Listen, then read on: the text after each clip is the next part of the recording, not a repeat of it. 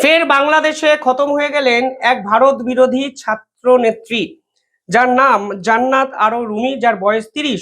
তিনি এনসিপির অত্যন্ত গুরুত্বপূর্ণ একটি পোস্টে ছিলেন।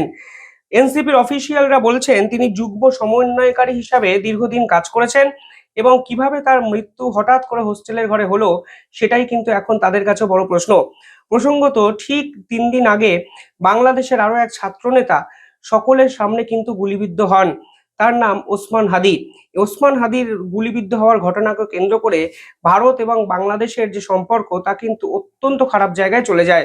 বাংলাদেশের পক্ষ থেকে পরিষ্কার দাবি করা হয়েছিল যে ওসমান হাদির এই গুলিবিদ্ধ হওয়ার ঘটনার পিছনে ভারত দায়ী। ভারতের মাটিকে ব্যবহার করেই বাংলাদেশের ছাত্র নেতাদের যে টার্গেট করা হচ্ছে সেই দাবি অফিসিয়ালি কিন্তু মোহাম্মদ ইউনূসের পক্ষ থেকে করা হয়। ভারত এ দাবির সমর্থনে কিংবা এই দাবির বিপক্ষে যে স্টেটমেন্ট দিয়েছে তা কিন্তু অত্যন্ত ভয়ঙ্কর। বাংলাদেশের হাই কমিশনারকে তলব করে ভারত এবং পরিষ্কার বুঝিয়ে দেওয়া হয় কেন এই ধরনের এক্সট্রিমিস্ট অ্যাক্টিভিটি বাংলাদেশ সরকার প্রশ্রয় দিচ্ছে, কেনই বা ছাত্রনেতারা বারবার সেভেন সিস্টার্সকে কেটে ফেলার হুমকি দিচ্ছে।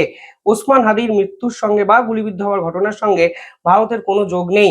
আর এরপরে আরো এক ছাত্রনেত্রী, যিনি কথায় কথায় ভারতকে হুমকি বা হুঁশিয়ারি দিতেন, তিনি কিন্তু আজকে হোস্টেলের ঘরে ঝুলন্ত অবস্থায় আত্মহত্যা করলেন কোট আনকোট। পুলিশ মারফত যে খবর পাওয়া যাচ্ছে তা কিন্তু নিঃসন্দেহে আরো বড়সড় প্রশ্নচিহ্ন তুলে দিচ্ছে, অনেক কিছু নেই।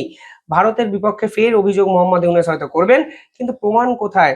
প্রমাণ ছাড়া একটা আন্তর্জাতিক রাষ্ট্রকে কাঠগড়ায় তোলা যে ভুল তা কিন্তু মোহাম্মদ ইউনূস জানেন না। আর ভারত কেন এই ছুঁচো মেরে হত্যাকাণ্ডটা করতে যাবে, প্রশ্ন তো তুলছেই বিশেষজ্ঞরা।